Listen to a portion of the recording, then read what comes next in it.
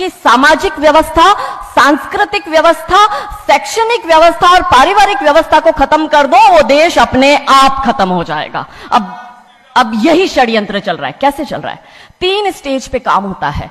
25 वर्ष तक की बच्चियों को बिगाड़ने का काम बॉलीवुड अपने टीवी सीरियल के माध्यम से करता है। 25 से 35 वर्ष की शादीशुदा महिलाओं का जीवन और उनके परिवार को बर्बाद करने का काम एकता कपूर जैसी महिलाएं अपने टीवी सीरियल के माध्यम से करती है।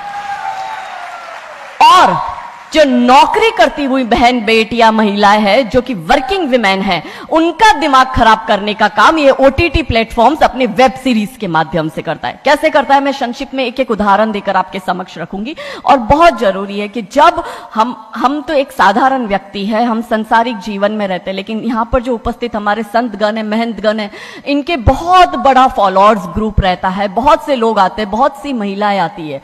ये बात वहां तक पहुंचे क्योंकि वो यहां पर उपस्थित नहीं है, पर हमें पता है कि वीडियो के माध्यम से हमारे संत श्री, हमारे महंत श्री हमारी ये वाणी जो है उन तक पहुंचाएंगे कि कैसे करते हैं। ये एक फिल्म बनाते हैं, 25 वर्ष की तक की बच्चियों को कैसे बिगाड़ना है। हिंदुओं के परिवारों को बिगाड़ने के, तोड़ने के षड्यंत्र चल रहा है। और सिर्फ एक हिंदू को नहीं खराब करना है, उसके पूरे के पूरे कुटुंब को बर्बाद कर देना है।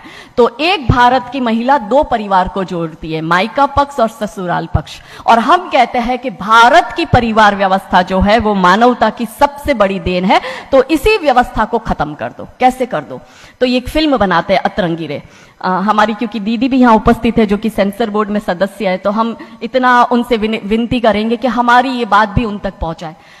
सिस्टमैटिकली ये फिल्मों में लड़की दिखाएंगे हिंदू की, लड़का दिखाएंगे मियां भाई का, और उसमें भी दिखाएंगे कि वो लड़का चाहे अनपढ़ हो, चाहे गवार हो, चाहे आतंकवादी हो, चाहे पंचर छाप हो, और वो हिंदू की लड़की चाहे कितनी पढ़ी लिखी हो, लेकिन उसका परिवार जो है वो रूढ़िवादी है, वो रिग्रेसिव है, और उसके सामने यदि वो घोड़ा भी चला रहा है, खच्चर टट्टू भी चला रहा है, तो वो बड़ा प्रोग्रेसिव है, वो बड़ा संस्कारी है। कैसे करते हैं? ये एक फिल्म बनाते हैं, अतरंगी रे।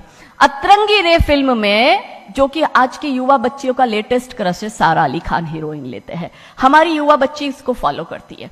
उसमें यह दिखाते हैं कि सारा अली खान जो एक मुस्लिम लड़के के प्यार में पड़ जाती है और अपने परिवार से विरोध कर उनसे लड़ झगड़ कर ट्रेन में बैठकर वो भाग जाती है। उसी ट्रेन में एक संवाद होता है उस पिक्चर के हीरो का और उसी हीरोइन का। दोनों अपनी अपनी लव स्टोरी शेयर करते हैं। तो हीरोइन पूछती है हीरो को कि तुम्हारी लव स्टोरी बताओ। तो वो कहता है कि कल मेरी शादी होने वाली है और लव स्टोरी तो मेरी लव स्टोरी है कि मैंने बचपन से जिस लड़की से प्यार किया, जिसके साथ पढ़ाई की, जिसके साथ मैं बढ़ा हुआ, उसी लड़की से मेरी बचपन की मित्र जो मेरे समाज की है, जो मेरे गांव की है, उसके साथ ही मेरी शादी होने वाली है। तो वो हीरोइन कहती है अरे ये और कोई लव स्टोरी है, ये लव स्टोरी नहीं हो सकती। तो हीरो पूछता है तो फिर क्या हो सकती है लव स्टोरी?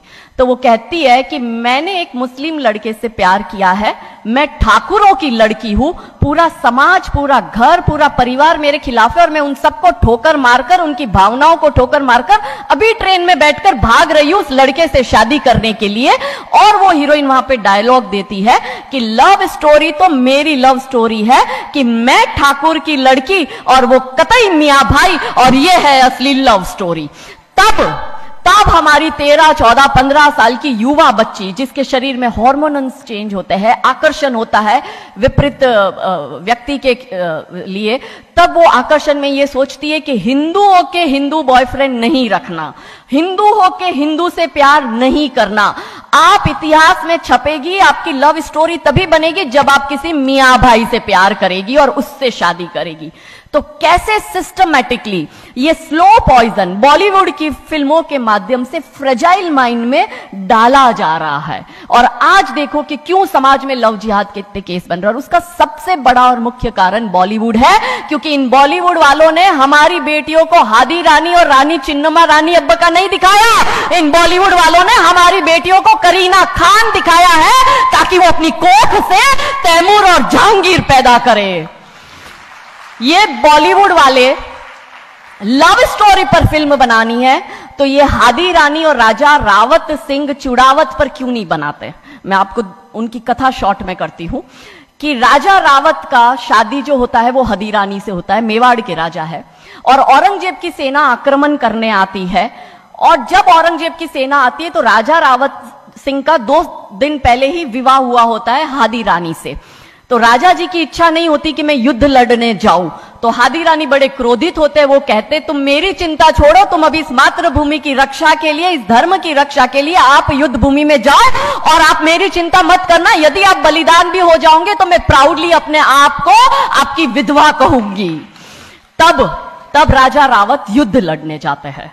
युद्ध भूमि में राजा रावत जी को हादी रानी की बहुत याद आती है, क्योंकि नई नई शादी हुई होती है, तो नई बियाई दुल्हन को छोड़ के आए होते हैं, तो बहुत याद करते हैं। तो वो अपने दूत को कहते हैं अभी सेना आने में समय होता है और युद्ध में भी समय होता है, तो वो कहते हैं अपने दूत को कि जा तू रानी सा के पास जा महल में और उनसे कहे कि राजा जी को आपकी बहुत याद आ रही है, आप अपनी कोई एक निशानी उनके लिए भेजो। दूत भी बड़ा टेंशन में आ गया कि ये युद्ध भूमि में बैठे और इनको हादी रानी की याद आ रही है, ये युद्ध लड़ेंगे कैसे और जीतेंगे कैसे। पर वो दूत डरते डरते पहुंचा रानी सा के पास और रानी सा को कहता है कि राजा रावत जी ने आपकी एक निशानी मंगाई है, उनको आपकी बहुत याद आ रही है। तो रानी सा बहुत क्रोधित हो जाते कि ये मेरा पति कैसा, ये युद्ध लड़ेगा कैसे, औरंगजेब की इतनी बड़ी विशाल सेना है, यदि जहां युद्ध भूमि में बैठकर उसको रणनीति बनानी है वहां वो मेरी निशानी मंगवा रहा है। तब हमारी हादी रानी क्रोधित होती है, हाथ में तलवार लेती है, अपनी गर्दन काटती है, थाल में सजा के दूत को देती है और कहती है जा तेरे राजा को जाके दे देना मेरी निशानी। तब वो दूत युद्ध भूमि में जाता है, राजा जी को हादी रानी की निशानी यानी कि उनका कटा हुआ मुख देता है। राजा जी बड़े दुखी हो जाते हैं, उनको लगता है उनसे बहुत बड़ी गलती हो गई। राजा जी रानी की अंतिम इच्छा समझ जाते हैं, रानी जी के लंबे बाल होते हैं, उन बाल की वो माला बनाते हैं, उनके मुख की माला बनाते, वो युद्ध लड़ते हैं, औरंगजेब से युद्ध जीतते हैं और जीतने के बाद राजा रावत वहीं युद्ध भूमि में अपना बलिदान देते, अपनी गर्दन काटकर वहीं अपने जीवन का त्याग करते हैं। यह है लव स्टोरी। पर बॉलीवुड इस पर फिल्म नहीं बनाएगी कि इतिहास चुराए नहीं है, हमने इतिहास बनाए हैं और लाखों शीश कटे हैं रण में, तब जाके हिंदू कहलाए हैं। ये महान गौरवशाली इतिहास हमारा, पर बॉलीवुड इसका इतिहास हमारे समक्ष आने नहीं देता। अब रहा 25 से 35 वर्ष की महिला, कैसे बिगाड़ती है एकता कपूर। वही sari, typical dress, typical getup, पीछे उसकी सीरियल में एकता कपूर की सीरियल में पीछे बहुत बड़ी अंबे मां की मूर्ति। दिखाएंगे कैसे हिंदू महिला को, क्योंकि परिवार खत्म करना है हिंदुओं का। तो वो एक से प्यार करेगी, शादी दूसरे से करेगी, जीवन में तीसरा पुरुष आएगा, फिर दूसरा मर जाएगा, फिर उसको चौथा पसंद आने लगेगा, फिर जो मर गया वो जिंदा हो जाएगा, फिर कंफ्यूज हो जाएगी किसके साथ जाऊं, दूसरे के साथ कि चौथे के साथ। क्या हमारी भारतीय महिलाएं, क्या हमारी हिंदू महिलाएं, सबसे बड़ा प्रश्न यह है कि क्या हम 4-4 पुरुषों के साथ अफेयर करते हैं? क्या ये हमारा सम्मान है? और अगर यदि हम सब एक होकर इसके लिए नहीं बोलेंगे तो ये आवाज नहीं उठेगी। और दुख की बात यह है कि ऐसी एकता कपूर जैसी महिलाएं जो घर तोड़ने का काम कर रही है, इनको पद्मश्री अवार्ड मिल जाता है। कैसे मिलता है? भारत सरकार से इस भूमि पर खड़े होकर मैं निवेदन करती हूं कि आप ऐसी महिलाओं के पद्मश्री वापस लो, क्योंकि ये महिलाएं हिंदू परिवारों के मकान, घर तोड़ने का काम कर रही है।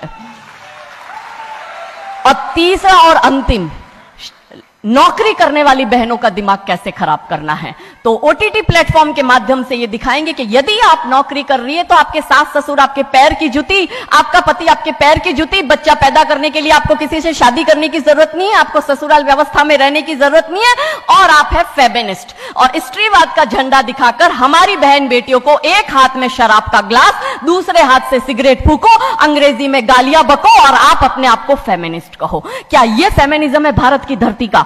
ये कभी नहीं हो सकता। रानी चिन्नमा, रानी अब्ब का फेमिनिज्म का उदाहरण है, और दूर जाने की जरूरत नहीं है। हमारी परम पूजनीय दीदी मां साध्वी ऋतंबरा दीदी मां फेमिनिज्म का सबसे बड़ा उदाहरण हमारे समक्ष है। रानी नायका देवी, रानी लक्ष्मीबाई हमारे लिए फेमिनिज्म का सबसे बड़ा उदाहरण है। तो यहां उपस्थित सभी महानुभावों से हम यही विनती करते हैं कि फिल्म के माध्यम से ड्रग्स, अश्लीलता और गाली गलौच ये दिखाने के सिवाय कुछ नहीं होता। तो हम सब मिलकर एक साथ एक आवाज उठाए कि इन चीजों का बंद होना बहुत जरूरी है, क्योंकि आने वाली पीढ़ियों को बर्बाद करने का काम ये लोग अपने टीवी सीरियल और फिल्मों के माध्यम से कर रहे हैं। और क्योंकि शुरुआत भगवान राम जी के नाम से करी थी, तो अंत भी हम भगवान राम जी के नाम से करना चाहेंगे कि कौन है राम।